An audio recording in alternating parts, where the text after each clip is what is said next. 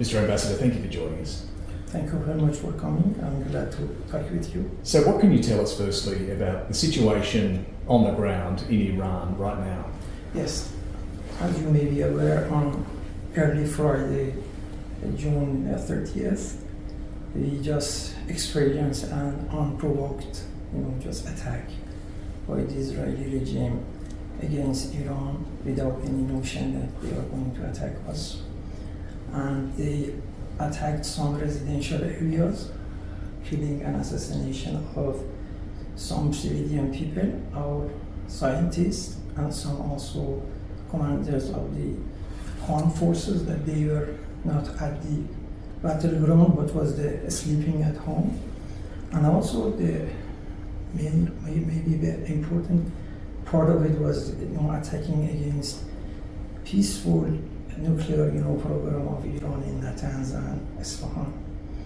That according to the international law, and as Iran is an NPT member, those places that were on the safeguard of the IAEA, and it was prohibited to attack them. And I will come to that nuclear program, but in response, Iran has also killed civilians in Israel and has now warned residents of Tel Aviv and Haifa to evacuate.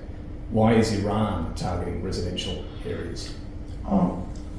Based on the UN Charter, the Chapter 4, Article 2, when some player, just breach the laws and just attack another, just member of the United Nations, based on the 51st, also chapter, unless the United Nations Security Council takes, proper measures in order to prevent and also to just hinder, that, the attacker, the country does have the legitimate right to, based on the self-defense, to take proper measures. Therefore, Iran also used, its inalienable right and just inherent, the right, out of the UN Charter to do just defensive measures. These are residential areas. But just just be clear that a lot of Israeli missile, just system, a lot of other, just military installation was around, in the places Iran very just precisely just pointed, those places. It did not want to take, just maybe attack on the population. But still we have seen civilians killed. Let me turn to the nuclear program. Has Iran been working on plans for a nuclear weapon?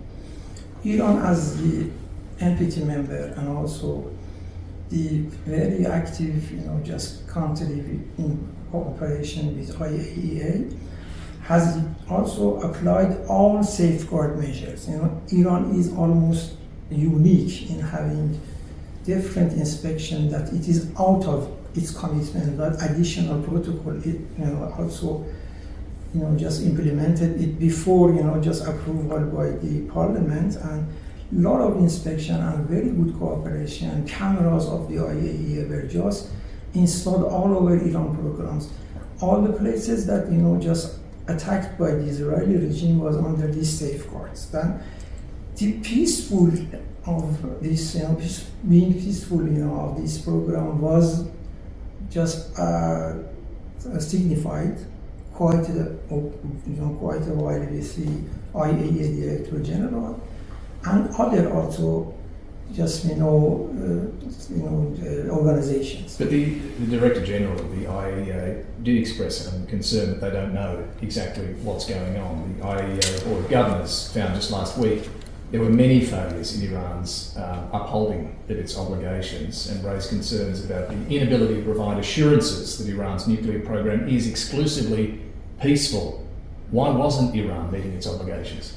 Those research part of the peaceful nuclear program was a long just history of cooperation of Iran with IAEA. A few maybe points that they had some sort of say PMD or probably just cases. Iran was also in very close just contact with IAEA to remove any maybe suspicious or thing like that. And this is Iran. This is the UN's nuclear watchdog raising concerns that Iran's not meeting obligations. No, I mean the same. Mr.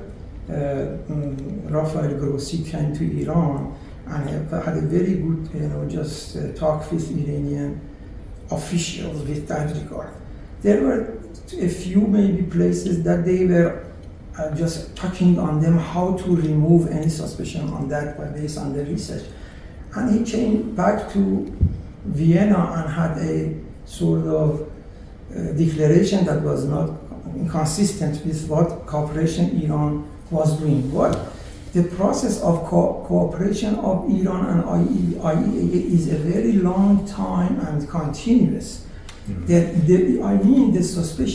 suspicions should be removed by diplomatic, just talks and just cooperation. Well, this finding did seem rather clear. Can I come back to the question though? Was Iran working towards a nuclear weapon? Iran declared, quite a few times that, does not have any nuclear, just program in terms of military aspect. Is it working towards that? Iran, of course, all the inspection on the Iranian programs, just signifies that Iran program has been peaceful and nothing as the initiation with regard to the nuclear arms. But can you say today that Iran is not working towards a nuclear weapon? Has not done yet, Not yet. But is that the plan? No, not. Of course, I don't mean that. It's not a connotation that you can take out of my just proposition.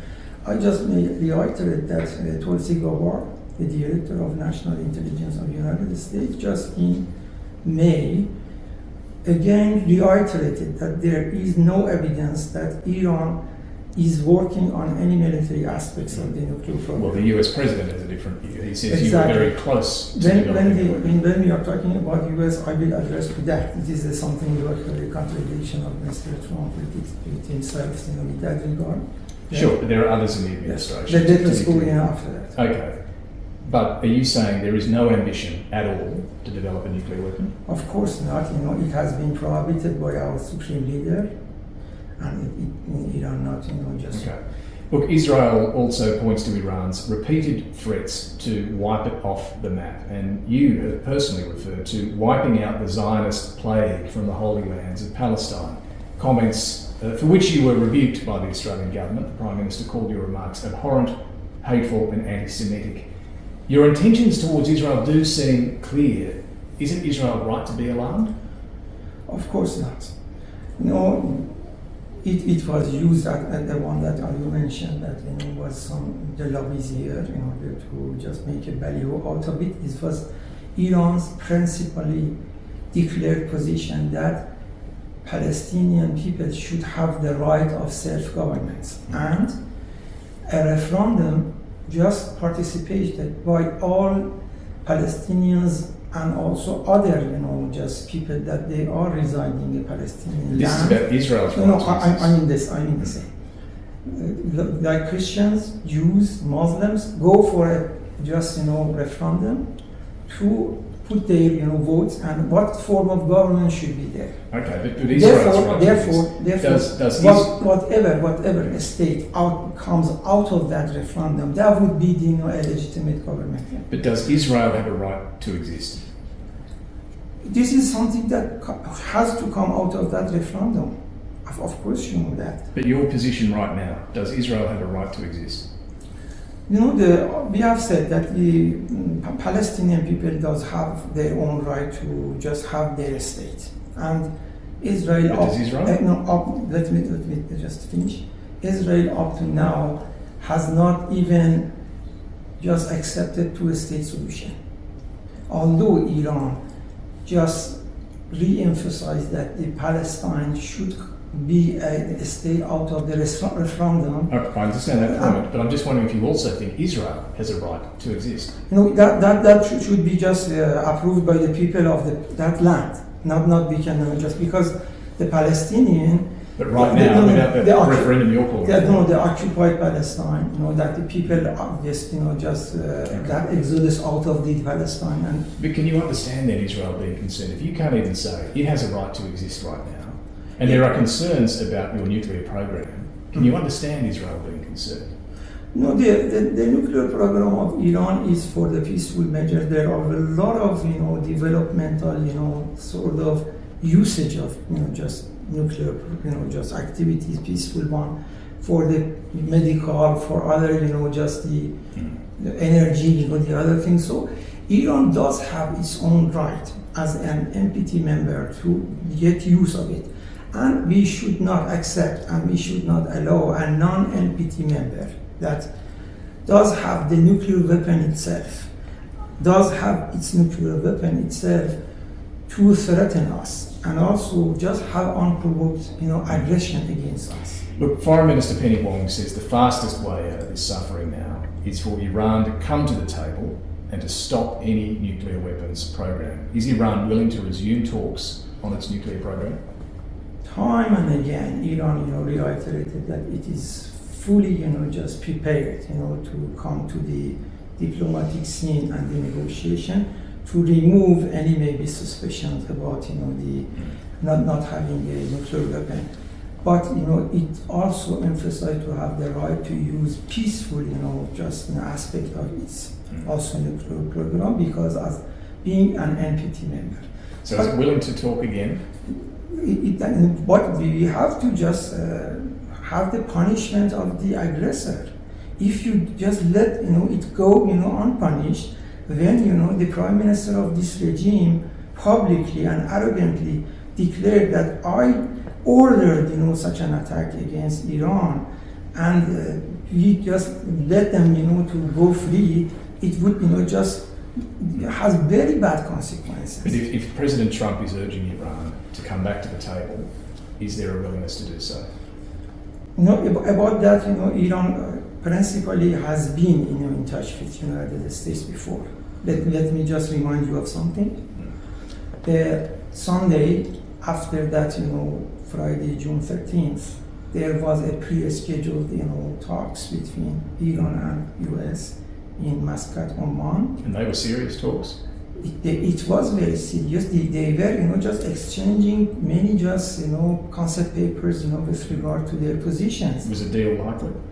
Was a deal likely at that point? At that time, we just received some sort of different aspects of it, but at the initiation, it was supposed to be a sort of peaceful also enrichment of Iran accepted on the table. But after a while, especially after the attack of the Israel and not condemnation of the attack by US and other Western, brought to the mind of Iran that maybe US was not seriously in the talks, but from our point of view, from our side, we were totally serious in those negotiations. What about now? Will you come back to the table? It depends, because another player, just except for Iran and US, is involved here, that attacked us. We should not give, that goes unpunished, We should have just implemented our self-defense. So you want some condemnation of Israel before you will come back? Exactly, condemnation, and also when we come to the Australian also position, we ask, Australia's friendly nation that we are in the good relation, also they have to condemn. You want the Albanese government to condemn Israel? Yes, I ask them. Okay, if President Trump decides the US will become directly involved in this, how would Iran respond? First of all, let me explain again the breach of the Chapter 4, as I mentioned, to attack another place by Israel.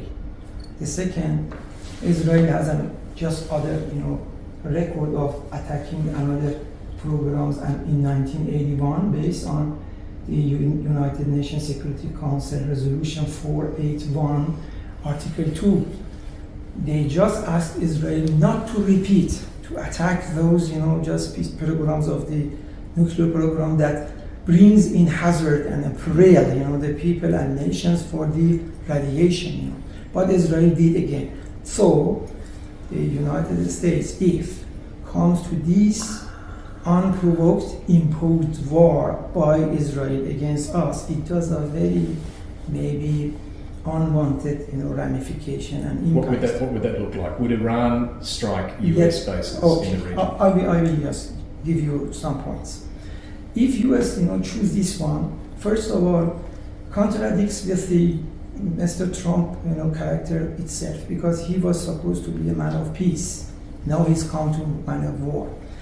Again, with the very intention of US bringing some suspicions that US was not serious in talks, that we were 6 rounds of it, 5 rounds of it, seriously involved with that, and there were a lot of maybe assumptions that it was a maybe pre-coordinated attack between them. Sure. But what would you do if they get involved? No, let me finish, because it's very important, this ramification. The other one is the energy of the Persian Gulf would be in hazard. The other one, empathy. If a player attack is just a member of empathy, none other, just regime for CWC, another also maybe arrangement attack us, but US, instead of condemn that player, comes to this other players that they are the member of empathy, they say that we don't gain any gain. So maybe empathy would be unraveled and destructed. The other is around 80,000 US personnel are in the Persian Gulf, area. They would be maybe, just not comfortable as much as now. The other, the Islamic, nations around, in Pakistan, in Afghanistan, in Iraq, in southern part of the Persian Gulf, all, if Iran would be attacked by US, they wouldn't be silent. Therefore, they would respond. Of course, and also not the last, last but not the least is the Mr. Trump, credibility in terms of bringing peace would be maybe again would be damaged, because could not make Ukraine peace, could not other places. In Iran is a very important dossier. If they can use it very delicately and very, just keenly, maybe gets a good, just credibility for US. Therefore, we advise the Mr. Trump to think not twice, but more than that. To be dragged in an unwanted war that Netanyahu just is going to make, because Netanyahu is notorious to put the burden of his own just war on shoulder of the other players. So I just ask Mr. Tehran to be more careful about that. Mr. Ambassador, thank you. You're very welcome.